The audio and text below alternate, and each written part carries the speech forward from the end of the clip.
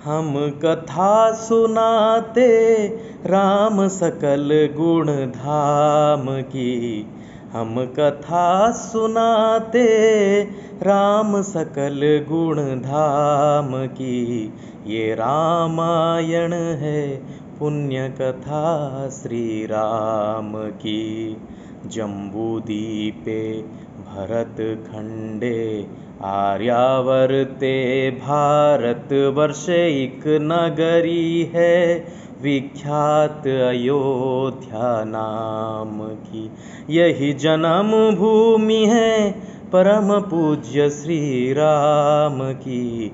हम कथा सुनाते परम पूज्य श्री राम की।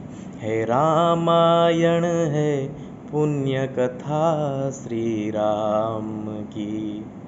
शुभ सकाळ पिलामाने। आज पवित्र रामनवमी अवसर में आमे समस्ते रामायण पाठर आलोचना करिबा।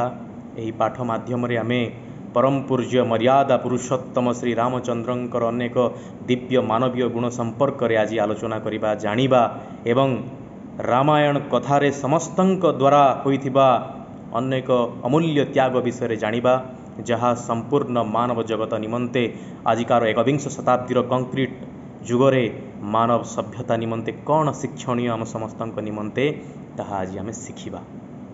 रामायण पाठ जितेबाला आम पढ़िबा से समय आम जानिबा दशरथ रघुकुलर नंदन थिले।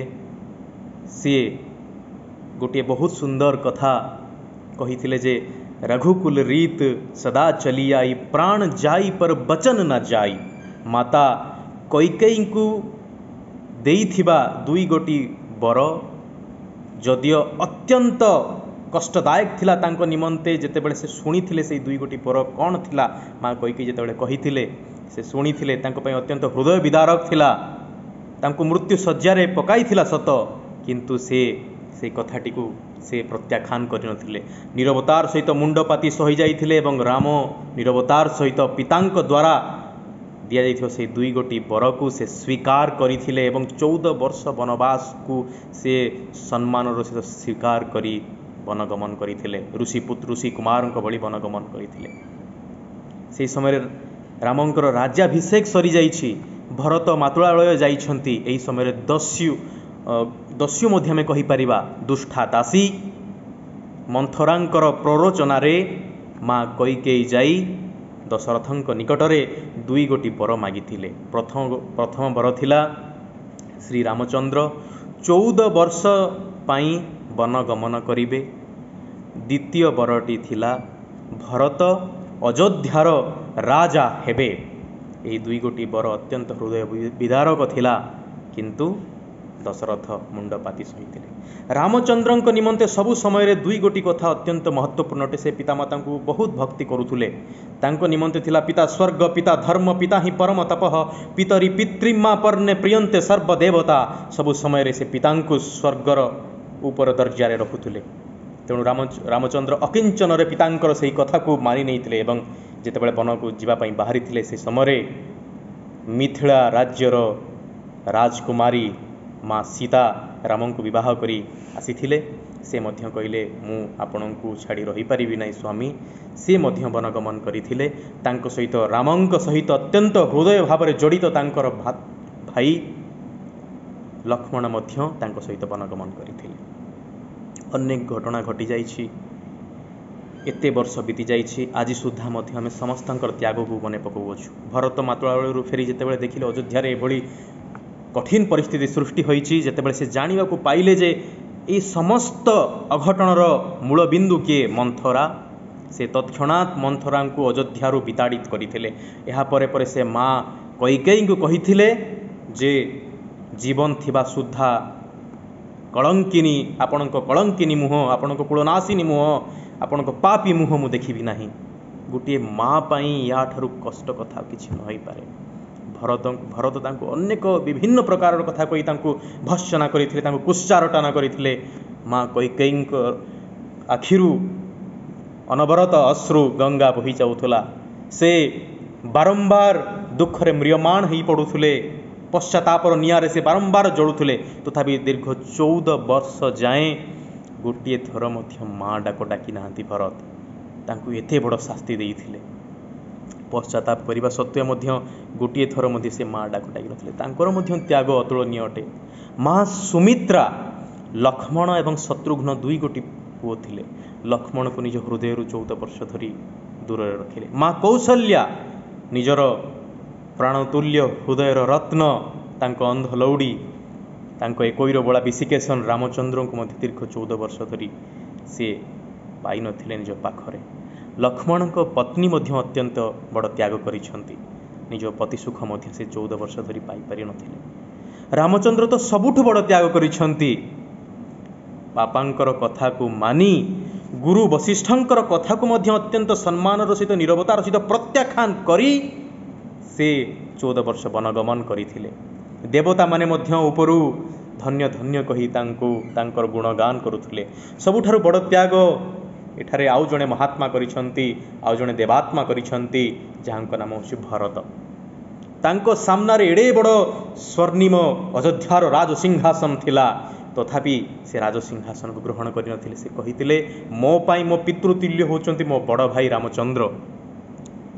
बारंबार से अनेक प्रचेष्टा करथिले चित्रकूटरू रामचंद्र को फेराई आनिया पई अयोध्या को तथापि रामचंद्र मानि नथिले। परिशेष रे रामचंद्र को दुई पादुका को मथारे रखिकी से चित्रकूटरू फेरिथिले अयोध्या को एवं अयोध्यार शेष मुंडरे गोटे कुटीरटीए बनाई सेठारे ऋषि मुनि भलिया जीवन यापन करी सिंहासन रे रामंकर पादुका को पूजा करी सेठारे से राजकार्य परिचालन करथिले दीर्घ 14 वर्ष धरी।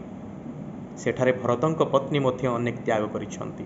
एई भली भाबरे अनेक त्यागर मूर्तिमंत प्रतीक आमे देखिବାକୁ पाइबा। हनुमान तो सबुठ बड़ त्याग करिसेंती।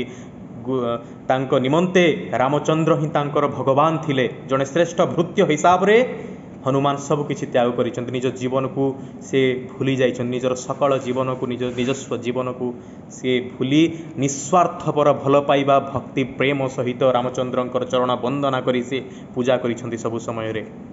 आउ गोटे कथा मने पड़े जेतेबेले रावण सीतामाता को अपहरण करी नहीं थिला लंका गड़े रखिथिला माँ सीता को अनेक प्रकार प्रलोभन देखाइथिला रावण किंतु माँ सीता सबु कथा को अत्यंत दृढ़तार सहित खंडन करथिले।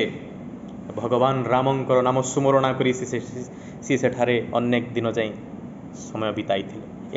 एहा परे से फेरिबा परे मध्य से अग्नि परीक्षा देइछंती। तांको सतीत्व पर प्रश्न करा जाइछि तथापि सब कुछ कथा को मुंडपाती सही नहीं छंती।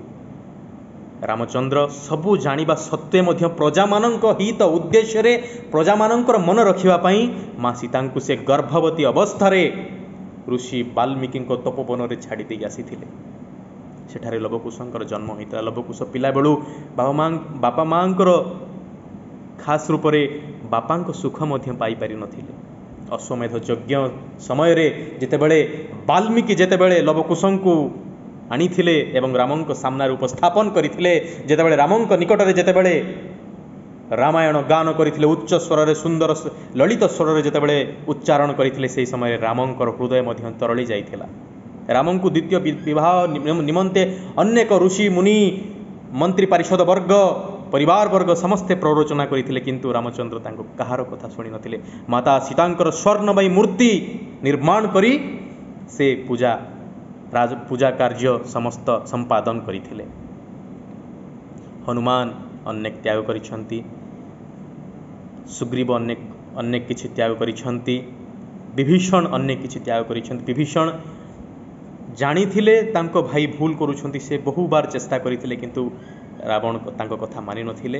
रावण को कथा मध्य देखिबा निज भौणी शूर्पणखार सम्मान रक्षा करिया पई माँ सीता को उठाई नहीं थिले से किंतु माँ सीतांकर चरित्र उपरे केबे भी आंगुली उठाई नाहांती से। तो यदि सबु दृष्टि जदि आमे रामायण पढ़िबा आम निमंते रामायण एक श्रेष्ठ ग्रंथ हबो।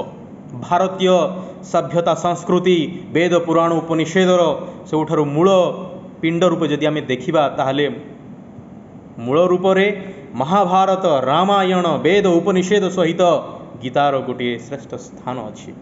जेतेबेले लंकागढ़ जेतेबेले रामचंद्र विजय हासिल करथिले विजयर बाण उड़ैथिले से समय लक्ष्मण कहले भाई ए स्वर्णिम लंकार आम कहीं आम राजसिंहासन प्रतिष्ठा करी एठारे कहीं आम रहिबा नहीं से समय रे रामचंद्रंकर जो कथाटी थिला ता आज आम निमंते अत्यंत मूल्यवान अटे कारण एही समय रे ब्रेन ड्रेन होउची ब्रेन ड्रेन रो अर्थ होउची आम एही जगार थिबा स्वकीय प्रतिभार अधिकारी थिबा अनेक मेधावी छात्र माने पलायन विदेश पलायन करुछन्ति एइथि पलायन करुछन्ति कारण एठारे सुजोग मिलुनी किंतु से समस्त निमंते रामायण यही गोटे कथा रामचंद्र को मुख निसृत यही गोटे बाणी आम समस्त निमंते अत्यंत मूल्यवान एवं उपादेय अटे से कही अपि स्वर्णमयी लंका नमे लक्ष्मण रोच्यते जननी जन्म भूमिश्च स्वर्गादपि गरीयसी माँ एवं मातृभूमि सबु सबु समय रे आम निमंते अत्यंत मूल्यवान अटे एवं स्वर्ग ठारू